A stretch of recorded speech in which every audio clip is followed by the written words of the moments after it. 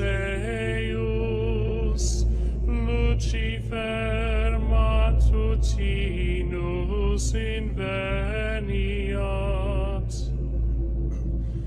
Ille in quam Lucifer qui nescito casum, Christus filius tuus, qui regressus ab inferis, humano generis serenus iluxit,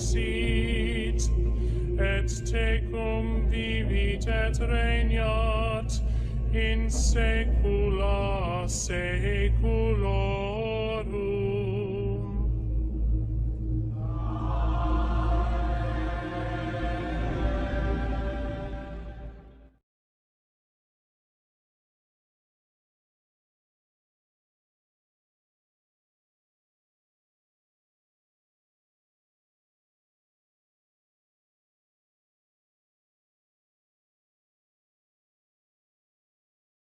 Dieu voit les fruits de nos labeurs.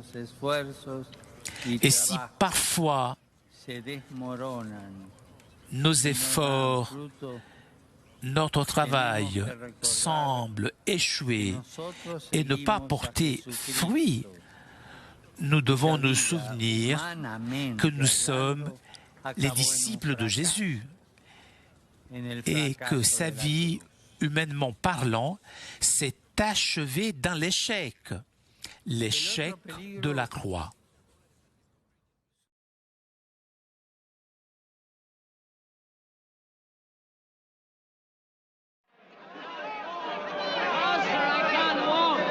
Malheur à vous, scribes et pharisiens, hypocrites que vous êtes, parce que vous fermez aux hommes le royaume des cieux.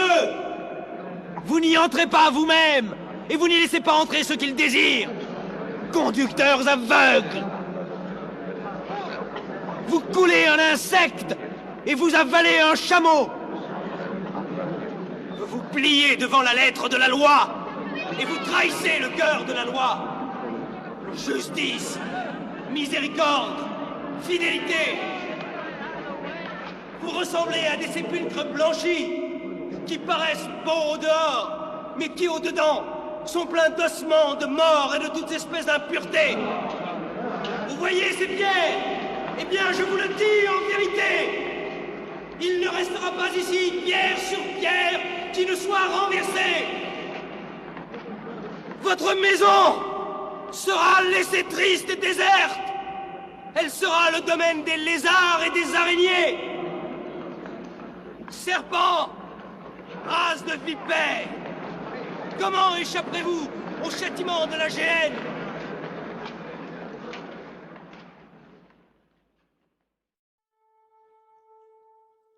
Il y a des gens qui parient qu'il n'y a pas d'éternité. Ça n'existe pas. Ça n'existe pas.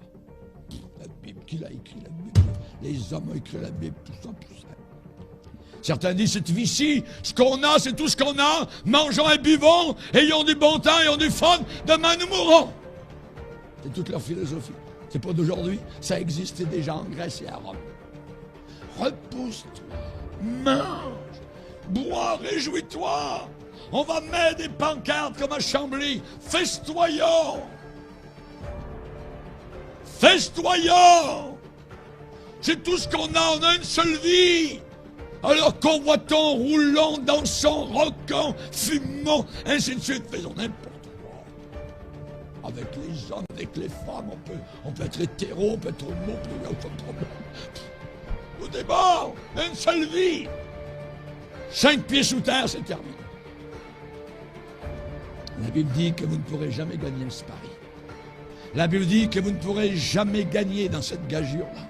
La parole de Dieu rend très très clair comme du cristal qu'il y a bien plus à votre existence que cette vie très courte de 60, de 70, de 80 ans. La Bible nous parle d'un grand chapitre de la résurrection. Paul a dit si c'est seulement dans cette vie que nous espérons en Christ, nous sommes les plus malheureux de tous les hommes. Pourquoi? Parce que ce n'est pas uniquement dans cette vie. Parce qu'il y a une autre vie après celle-ci. Alléluia. Il y en a qui disent, qui parient, qu'il n'y a même pas d'enfer. Ça n'existe pas. L'enfer. C'est la raison pour laquelle ils disent tellement ça. Vous avez entendu? C'est l'enfer, c'est l'enfer, c'est l'enfer. Parce qu'ils savent qu'il y a un véritable enfer. Alors ils répètent ce mot souvent pour essayer de conjurer le sort. Leur meilleur temps est sur la terre actuellement. L'enfer est un lieu qui a été créé pour les anges déçus et ceux qui rejettent Jésus. Vous n'entendez plus beaucoup de prédications aujourd'hui sur l'enfer, mais ça ne change pas le fait qu'il existe, que c'est un lieu terrible, horrible et terrifiant. Jésus va dire un jour, retirez-vous de moi, maudit. Allez dans le feu éternel qui a été préparé pour le diable et pour ses ennemis. Feu éternel. Hébreux chapitre 10 nous parle de l'ardeur d'un feu qui dévorera les rebelles. Pour ceux qui auront foulé aux pieds le Fils de Dieu, qui auront tenu pour profane le sang de l'alliance. Jésus a appelé ce lieu le lieu de tourment éternel. Et ceux-ci iront au châtiment éternel. Châtiment éternel. Jetés dans le feu éternel. Tourmentés jour et nuit au siècle des siècles. L'enfer, c'est la prison du désespoir. Voici certaines des choses qui ne s'y trouvent pas. Aucune éclosion de fleurs sur les rivages de l'enfer. Aucune beauté de la nature. Aucune musique, aucun chant. Aucune des consolations de la maison. Aucune amitié joyeuse ne se trouvera dans cette foule immense de damnés. Aucun enfant pour illuminer la longue nuit éternelle et douloureuse et affreuse. Aucun amour, aucune paix, aucun rayon de lumière. Aucune âme lavée dans le sang avec un visage éclatant et rayonnant. Non, seulement des ténèbres et des blasphèmes. Là-bas en enfer, aucun sourire, aucun plan d'amour. Dans la région de la nuit et des ténèbres éternelles, aucune miséricorde ni pitié, aucun pardon, aucune grâce, aucune goutte d'eau. Oh Dieu, quel lieu affreux! Oh, les angoisses des perdus, des damnés, aucun humain ne peut vraiment en parler, ni les ressentir. Aucun humain ne peut réellement les décrire. Pas un seul moment de tranquillité. La Bible dit la fumée de leur tourment monte au siècle des siècles et ils n'ont de repos ni le jour ni la nuit. Aucun repos en enfer. Elle continue et dit, à l'enfer, c'est la prison de désespoir. Voici certaines des choses qui s'y trouvent. Le feu et le soufre seront là. Nous le savons car Dieu l'a dit ainsi dans sa parole. En enfer, il y aura des souvenirs, des remords, des souffrances. Les douleurs seront toutes là. Les pleurs et les gémissements. Mais tout cela en vain. Ça ne servira de rien. Les blasphémateurs seront là avec leurs jurons. Et tous ceux qui haïssent Dieu. Tous ceux qui rejettent Christ. Et tous ceux qui blasphèment. Tandis qu'ils marchent ici-bas sur terre. Eux qui ne sont que poussière. Là-bas, les meurtriers, les efféminés, les drogués, les voleurs, les ravisseurs, les ivrognes, les menteurs, les joueurs, les gambleux, les impudiques, les cupides auront tous leur part dans le lac de feu. Les sales, les cruels avec les homosexuels. Quelle foule horrible en enfer sera visible. Oui, c'est plus que ce que les humains sur terre peuvent dire. Ah, les malédictions et les tourments de l'enfer éternel. Laissez-moi vous poser une question. Est-ce que cette chose qui vous empêche de venir totalement à Jésus a suffisamment de valeur à vos yeux que pour que vous passiez l'éternité en enfer? Qu'est-ce qu'ils vont faire avec les paroles de Jésus? Je suis le chemin, je suis la vérité, je suis la vie. Nul ne vient au Père que par moi. Jésus n'aurait pas pu faire une déclaration aussi, je dirais, claire que cela. Il n'y a pas d'autre façon pour être sauvé. Il faut passer par la porte étroite, qui est Jésus-Christ. Jésus n'a pas dit qu'il était un chemin parmi d'autres. Il n'a pas dit qu'il était un chemin parmi beaucoup d'autres chemins. Il n'a pas dit, je suis peut-être le meilleur chemin. Non, non, non. Il a dit, je suis le chemin. Personne ne vient au Père que par moi, que par moi, que par moi. Il a dit être le seul, l'unique chemin vers Dieu. La Bible dit un seul médiateur entre Dieu et les hommes. Il n'y a pas de médiatrice, il n'y a pas d'autre médiateur. Il y a un seul médiateur entre Dieu et les hommes, et c'est Jésus-Christ, notre Sauveur. Pierre a crié dans les rues de Jérusalem, il n'y a de salut en aucun autre. Il n'y a de salut en aucun autre. Juste en Jésus-Christ. Ça signifie qu'à un certain moment donné, quelque part dans votre vie, vous devrez faire face à face avec Jésus-Christ. Quelque part. Si ce n'est pas sur la terre, ça sera là-haut dans l'éternité. Sur la terre, il peut être votre sauveur. Dans l'éternité, il sera votre juge. Plus les gens vont vieillir, plus les gens vont repousser l'évangile de nombreuses fois, plus ils vont remettre à plus tard cette confrontation inévitable, plus ce sera dur pour eux et plus ils prennent un très grand risque terrible.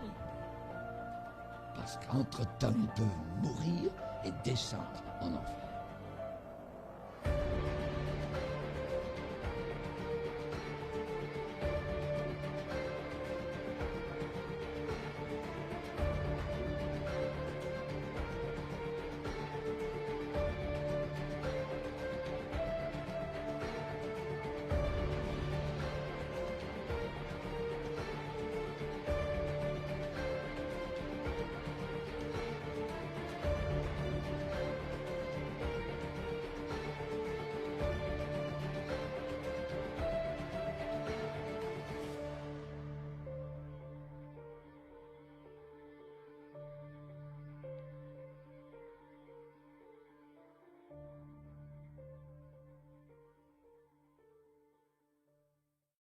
Tout pouvoir m'a été donné dans le ciel et sur la terre.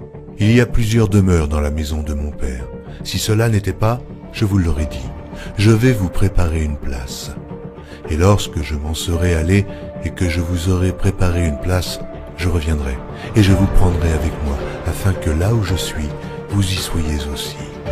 Vous savez où je vais et vous en savez le chemin. Je suis le chemin, la vérité et la vie. Nul ne vient au Père que par moi. Abraham, votre père, a tressailli de joie de ce qu'il verrait mon jour. Il l'a vu et il s'est réjoui. Si vous me connaissiez, vous connaîtriez aussi mon Père. Et dès maintenant vous le connaissez et vous l'avez vu. Et je vous le dis, avant qu'Abraham fût, je suis. Il y a si longtemps que je suis avec vous. Celui qui m'a vu a vu le Père. Les paroles que je vous dis, je ne les dis pas de moi-même. Et le Père qui demeure en moi, c'est lui qui fait les œuvres. Croyez-moi, je suis dans le Père, et le Père est en moi. Cette bonne nouvelle du royaume sera prêchée dans le monde entier, pour servir de témoignage à toutes les nations. Celui qui croira et qui sera baptisé sera sauvé, mais celui qui ne croira pas sera condamné. Je m'étonne que vous vous détourniez si promptement de celui qui vous a appelé par la grâce de Christ pour passer à un autre évangile. Aucun mensonge ne vient de la vérité.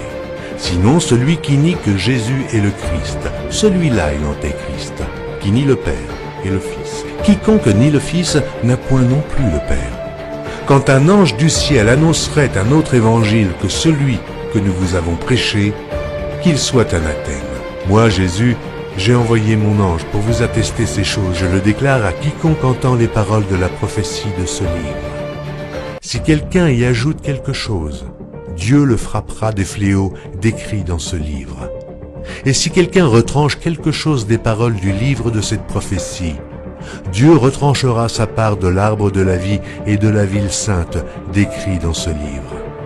Ces paroles sont certaines et véritables. Et le Seigneur, le Dieu des esprits des prophètes, a envoyé son ange pour montrer à ses serviteurs les choses qui doivent arriver bientôt. Et voici, je viens bientôt. Heureux celui qui garde les paroles de la prophétie de ce livre.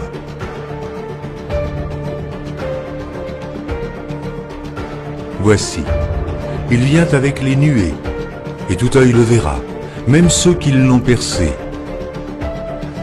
Et toutes les tribus de la terre se lamenteront à cause de lui. Oui.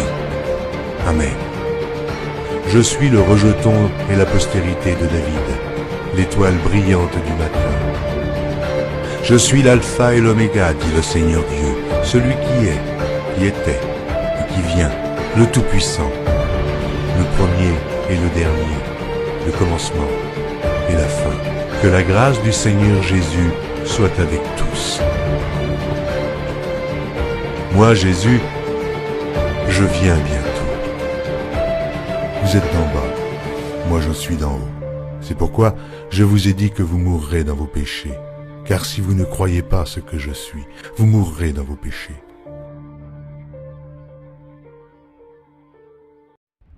One day, Jesus is coming. You may be at church. You may be at work. You may be asleep.